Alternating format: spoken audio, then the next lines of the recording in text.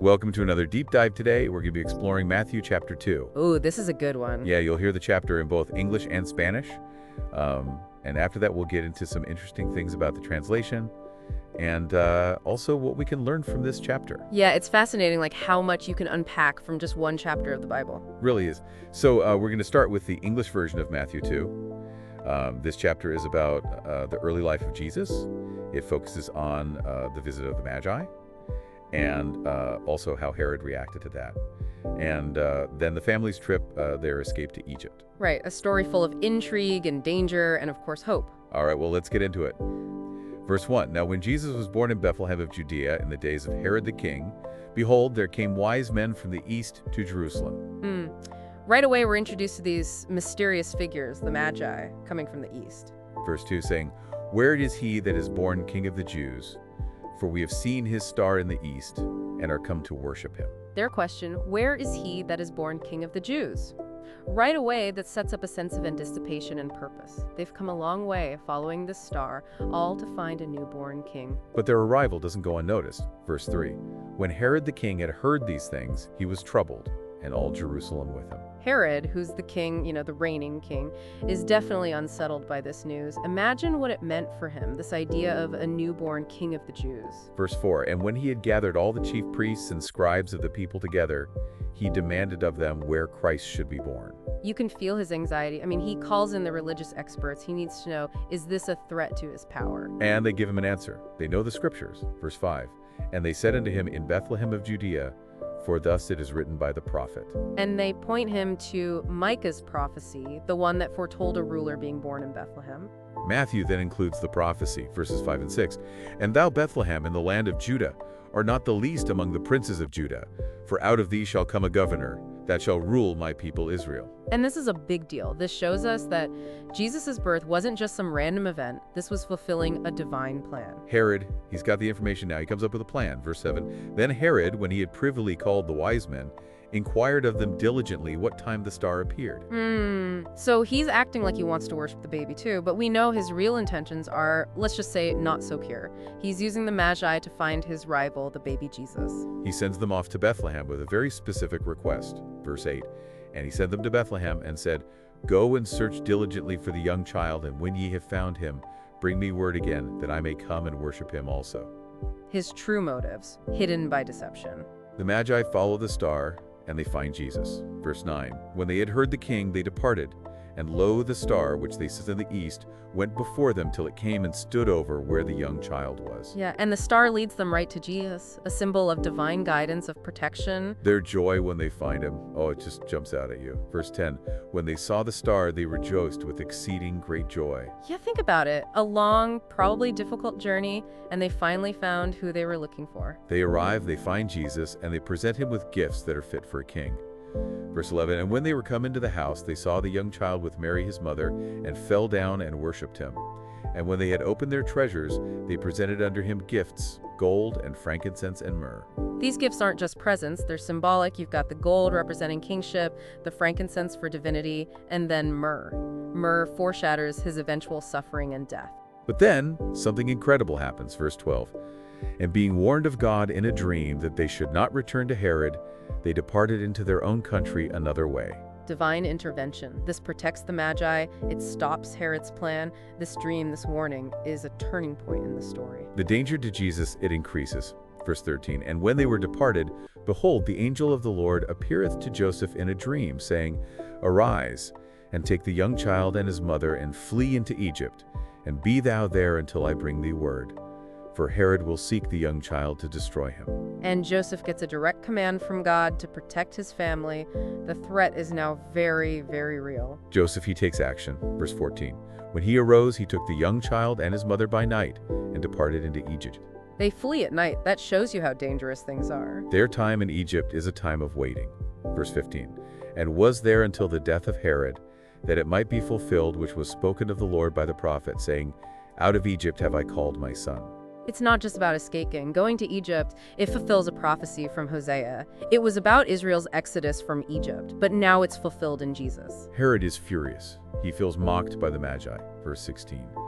Then Herod, when he saw that he was mocked of the wise men, was exceeding wroth, and sent forth and slew all the children that were in Bethlehem, and in all the coasts thereof, from 2 years old and under, according to the time which he had diligently inquired of the wise men. This, the massacre of the innocents, it shows how cruel Herod was, the lengths he'd go to stay in power. And even this horrific act, it fulfills prophecy, verses 17 and 18.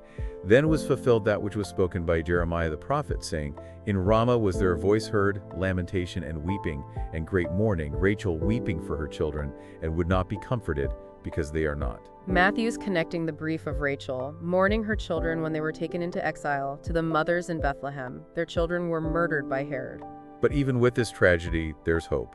Verse 19, But when Herod was dead, behold, an angel of the Lord appeareth in a dream to Joseph in Egypt. Herod's dead. The immediate danger is gone. It's a sign the family could return. And the angel tells Joseph what to do. Verse 20, saying, Arise, and take the young child and his mother, and go into the land of Israel, for they are dead which sought the young child's life. Time for a new chapter for the family. Time to go home. Joseph, always the obedient one, he does what the angel says. Verse 21, And he arose and took the young child and his mother, and came into the land of Israel. But their return's not easy. They encounter a problem. Verse 22, But when he heard that Archelaus did reign in Judea in the room of his father Herod, he was afraid to go thither. Notwithstanding, being warned of God in a dream, he turned aside into the parts of Galilee. Archelaus, Herod's son, he was brutal. Not safe for the family to return to their original home. Another dream, another change of plans. They go to a small, little-known town. Verse 23, And he came and dwelt in a city called Nazareth, that it might be fulfilled, which was spoken by the prophets, He shall be called a Nazarene. And that's it, Nazareth, their final destination. It becomes a key part of who Jesus is, and it fulfills another prophecy. And that is the English version of Matthew chapter 2. Wow. What stood out to you in that reading? You know, in the middle of all this turmoil, all this uncertainty, you see this constant thread of divine guidance, this protection woven throughout the whole story. Yeah, okay. Now, let's hear the same story, but this time in Spanish. Okay. Mateo 2. Okay.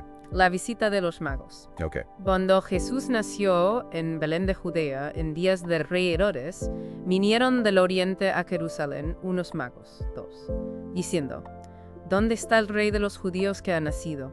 Porque su estrella hemos visto en el oriente, y venimos a adorarle. So right away, we're drawn into the story with the arrival of the Magi, these mysterious figures from the east, guided by a star, a celestial sign. Yes. And what's fascinating to me is like how their arrival instantly creates this sense of anticipation. Yeah. This ripple effect that reaches even King Herod. Yes, and Herod's reaction, as we will see, is far from welcoming. He's troubled by this news, and that sets a tone of unease and potential conflict. Yeah. 3. Oyendo esto, el rey Herodes se turbó, y toda Jerusalén con él. 4. Y convocados todos los principales sacerdotes y los escribas del pueblo, les preguntó dónde había de nacer el Cristo. 5. Ellos le dijeron, en Belén de Judea, porque así está escrito por el profeta. 6. Y tú, Belén de la tierra de Judá, no eres la más pequeña entre los príncipes de Judá, porque de ti saldrá un guiador que apacentará a mi pueblo Israel.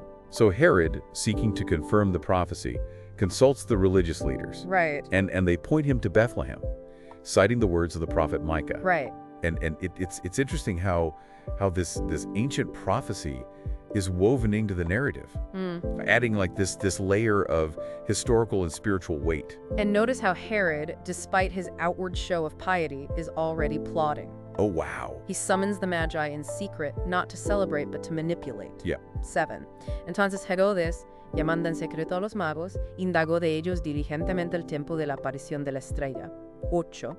Y enviándolos a Belén, dijo, Id allá y averiguad con diligencia acerca del niño, y cuando le halléis, hacedmelo saber, para que yo también vaya y le adore. I want to worship him too, says Herod. Right. But his true intentions are masked, setting the stage for this like clash between power and innocence. Yeah. You know, it's a theme that resonates throughout history.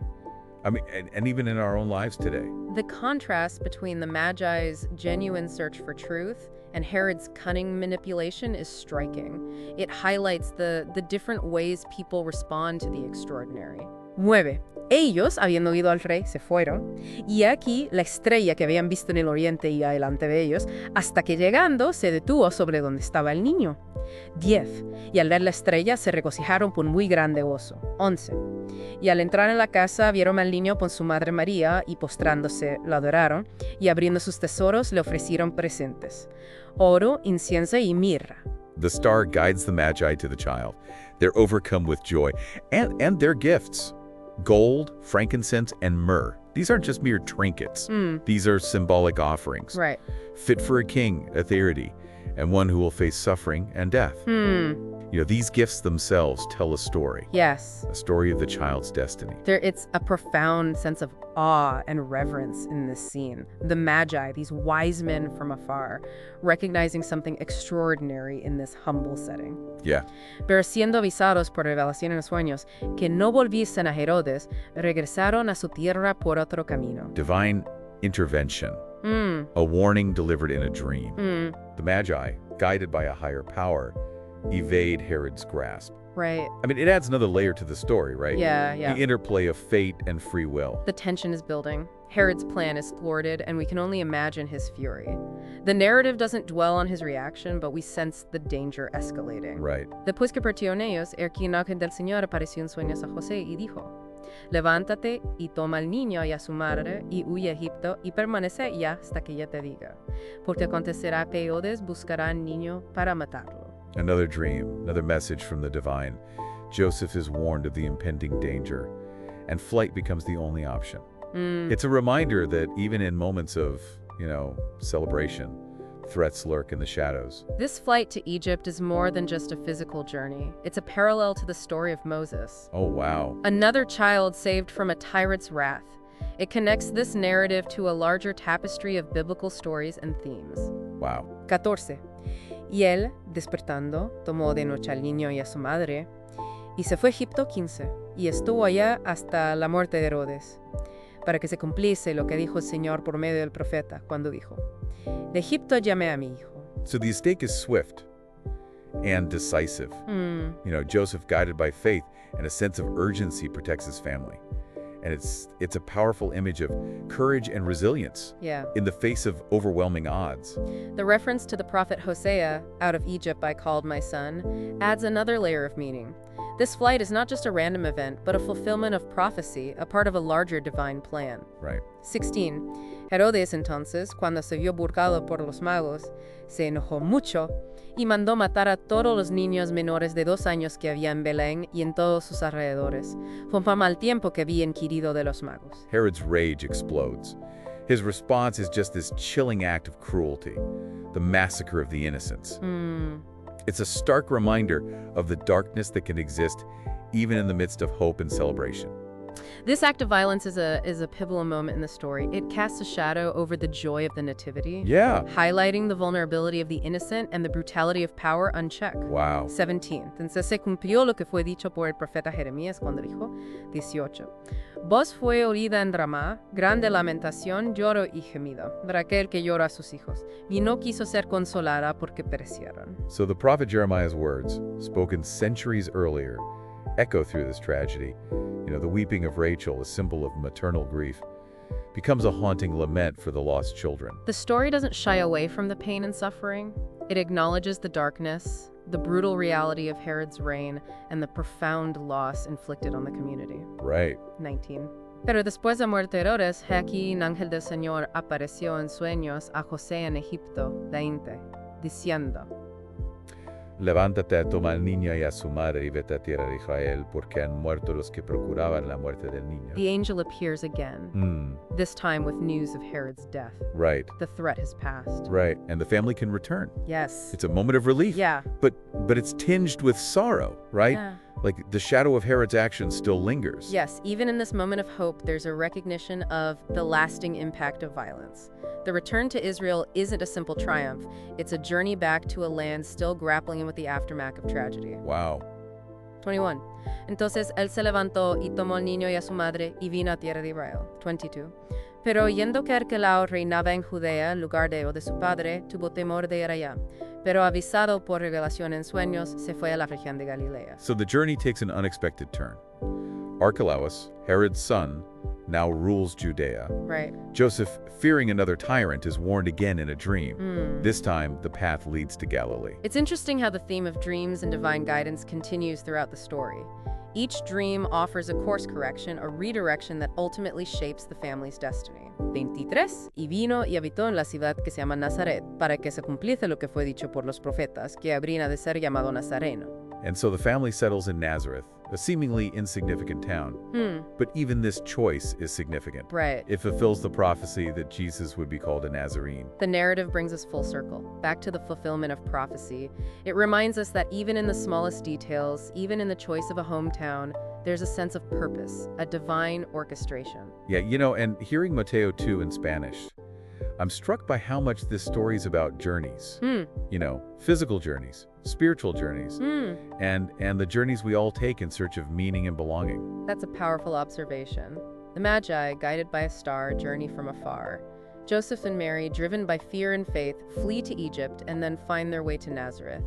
And Jesus himself, whose birth initiates this entire chain of events, is embarking on a journey that will change the world. Yeah, and the story also highlights the constant interplay between light and darkness, between hope and despair.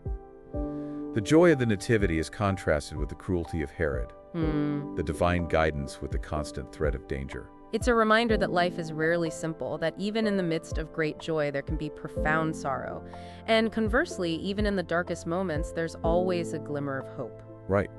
Think about those moments in our own lives. The times we've had to make difficult journeys, to face unexpected challenges, to flee from threats, both literal and metaphorical. What guides us in those moments?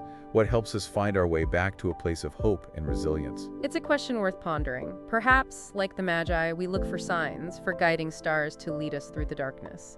Perhaps, like Joseph, we listen for that inner voice, that intuition that urges us towards safety. And maybe, like the people of Bethlehem, we find solace in community, in sharing our grief and finding strength in one another. Right. Ultimately, Mateo 2 is a story about the power of faith, the resilience of the human spirit, and the enduring hope that even in a world filled with darkness, there is always a light that shines. Wow. This deep dive into Mateo 2 has been such a rich experience. Hearing this familiar story narrated in Spanish, reflecting on its layers of meaning, it's given me a new appreciation for its depth and complexity. I agree. There's a certain power in hearing the words in their original language, a sense of connection to the story's origins and the culture in which it first took root. We've talked about the journeys, both physical and spiritual, the interplay of light and darkness, and the enduring power of faith and resilience. What stands out to you as the most important takeaway for our listener? I think it's the reminder that even familiar stories can offer fresh insights and perspectives when we approach them with open hearts and minds. We often think we know a story, but there's always more to uncover, more to learn, more to feel. That's so true. And perhaps by listening to Mateo 2 in Spanish, some of our listeners might even be inspired to explore the Bible in its original languages, or to delve deeper into the history and culture surrounding these ancient texts. Absolutely. There's a whole world of discovery waiting for those who are willing to step outside their comfort zones and embrace new ways of experiencing familiar narratives. As we conclude our deep dive, is there a final thought or question you'd like to leave our listener with? Something to ponder as they continue their own journeys. I would ask them to consider this. What star are you following in your own life? What guides you, inspires you, gives you direction and purpose? And what gifts are you bringing to the world, however small or seemingly insignificant they may seem? That's a beautiful and thought-provoking question. We all have our own journeys to undertake, our own stars to follow, and within each of us lies the potential to bring light and hope to the world around us. Thank you for joining us on this very special deep dive into Mateo 2. Until next time, keep exploring, keep questioning, and keep seeking the light that shines within you.